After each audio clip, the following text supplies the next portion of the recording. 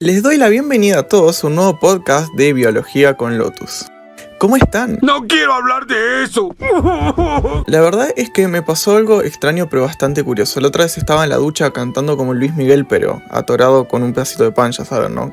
Y se me dieron un par de preguntas bastante curiosas. Creo que todo el mundo tenemos arañas esquineras, o alguna vez aparece una araña y la tienen que ir a matar y luego aparece otra porque las arañas parece que se duplican entre sí. Pero bueno, no estamos aquí para hablar de fumigaciones. Y se me vino una pregunta bastante existencial. ¿Por qué cuando veo una araña salto y brinco en tres patas, me pongo a gritar, pataleo, me voy de un lado a otro y mi hermana reacciona peor y mi madre reacciona el triple de peor? ¿Por qué mis amigos también? ¿Y por qué todos le tenemos un miedo irracional? ¿Por qué? No hay por qué. No, porque yo me las puse a ver y dije, pobres animales, pobres bichos, ¿qué tendrán que ver de ser tan patones con que los aplasten? Lo averiguaremos. Me lo empecé a cuestionar un poco, pero de forma un poquito más profunda. ¿De dónde viene ese miedo irracional? ¿Tendrá una base biológica? Y lo que descubrí es que realmente el miedo irracional que nosotros sentimos por las arañas tiene una raíz evolutiva real. Y esto tiene mucho sentido, tienen una razón de ser. Nuestros antepasados probablemente reaccionaban muy rápido ante este tipo de animales, ante las serpientes, las arañas, los leones o cualquier otro tipo de animal feroz. Esto hacía que aumente la probabilidad de sobrevivir y perpetuar la especie con sus descendencias, es decir, cuando tengan hijos. En cambio, los que no reaccionaban rápido, los que tenían menos habilidad, se morían, y ahí moría esa descendencia. Con el tiempo, este temor y esta capacidad de reacción se fue heredando a través de algo que se llama la predisposición biológica.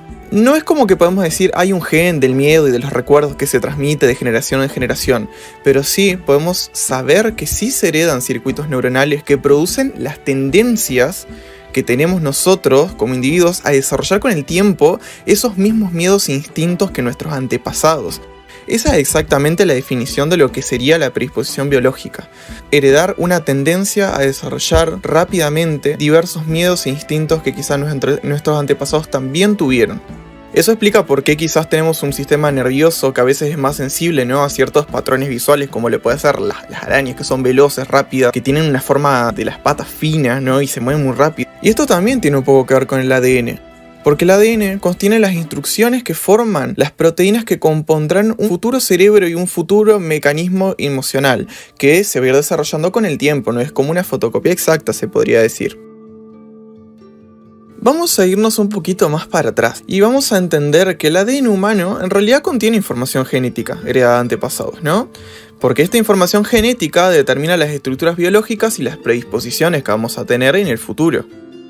La genética codifica solamente las tendencias, no la conducta. Es decir, no hay como una fotocopia exacta que diga nosotros tenemos recuerdos de nuestros antepasados. No. Codifica las tendencias, nunca la conducta como tal. Y esas tendencias son el resultado de la selección natural. ¿Cuál fue la selección natural de un antepasado de nosotros que sobrevivió a las arañas?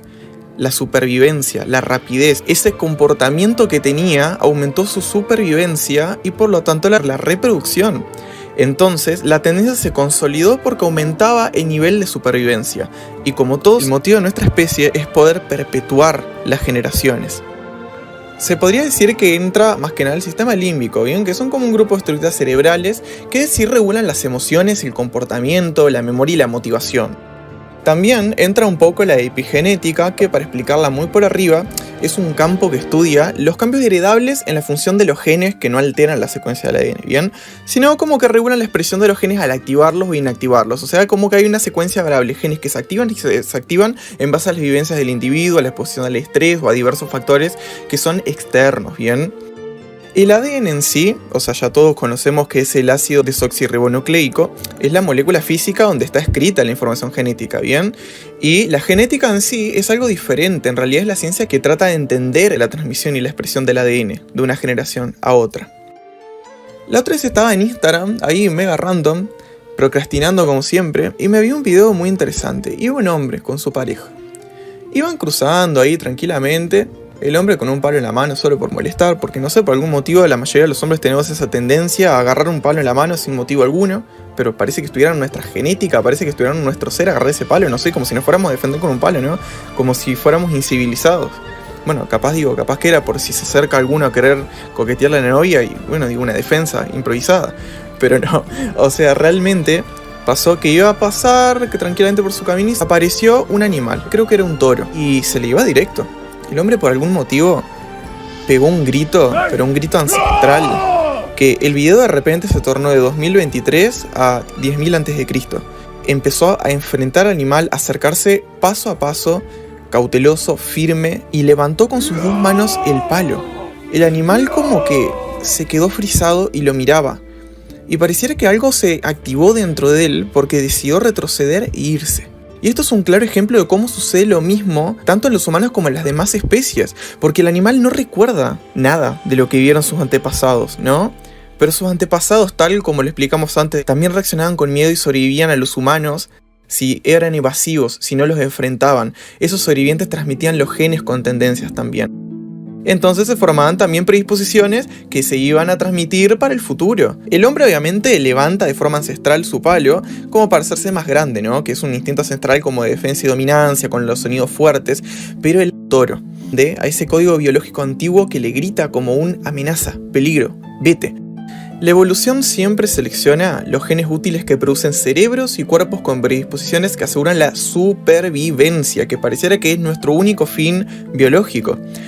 Los genes se fijan en la cadena de ADN y se heredan, y por eso la reacción tanto del hombre como la del animal son una prueba viva de las respuestas biológicas establecidas por la genética y la evolución. Si bien cabe aclarar una vez más que los genes no crean pensamientos ni emociones, sí determinan cómo se codifican las proteínas que forman y predisponen los circuitos neuronales, como por ejemplo la sinapsis, que es la conexión entre las neuronas. Esto sucede básicamente así. Primero comenzamos en el ADN, ¿no? El ADN tiene todas estas instrucciones como para abrir la fábrica de proteínas que van a componer absolutamente todo el cuerpo, que lo van a construir. Ahí entra el ARN mensajero en acción y sucede la transcripción. Durante el proceso de transcripción, el ADN en realidad se abre, se copia la información de un gen en una molécula de ARN, y esa molécula de ARN sale del núcleo para decir al resto de la célula qué proteína fabricar, como que le da la instrucción. Y ahí sucede la traducción. El ARN se usa para ensamblar aminoácidos y formar una proteína. Las proteínas en este caso pueden ser de diversas maneras, ya que estamos hablando del sistema límbico, ¿no? Puede ser una proteína estructural que forma las neuronas, las conexiones, puede ser una proteína reguladora que forma los neurotransmisores o los genes, o también una funcional, ¿no? Que compone la serotonina, dopamina. Después de todo este proceso, la proteína se creó correctamente. Podemos decir que la evolución es completamente eterna, porque el ADN no es estático. O sea, por cada generación nueva de ADN hay una pequeña mutación. Por suerte la mayoría son neutras, aunque pueden haber mutaciones dañinas y otras beneficiosas, ¿no? La estructura ATCG del ADN siempre es universal y estable, eso hace millones de años. Hay cosas que no cambian, como diría un amigo mío, pero la información que lleva sí es variable. Y está en constante cambio. Esta información son los genes, la selección natural de ellos, ¿bien? Y la selección natural de la composición, que eso es lo que asegura, por ejemplo, la predisposición biológica, como acabamos de explicar. El ADN seguirá evolucionando mientras exista vida. Es como un libro abierto que tiene un pasado, un presente y siempre tiene un futuro. El ADN va a evolucionar y esto va a seguir asegurando cambios futuros en las próximas generaciones. Me da como curiosidad el imaginarme cómo podría ser un futuro muy lejano, porque nosotros hablamos de capaz millones de años atrás, pero ¿qué pasará de aquí a millones de años con nuestra especie, no? ¿Cómo cambiaremos? ¿Cómo evolucionaremos? ¿Y cómo cambiará este código genético que tenemos? Si bien no la base del ADN, pero sí los genes y todo el resto. ¿Qué cambios habrá o qué cosas desaparecerán de nosotros? Me solucionó una dudita. Espero que ustedes también y que les haya gustado este podcast. ¡Zip, zap, terminé! ¡Esto es ser un profesional, niña!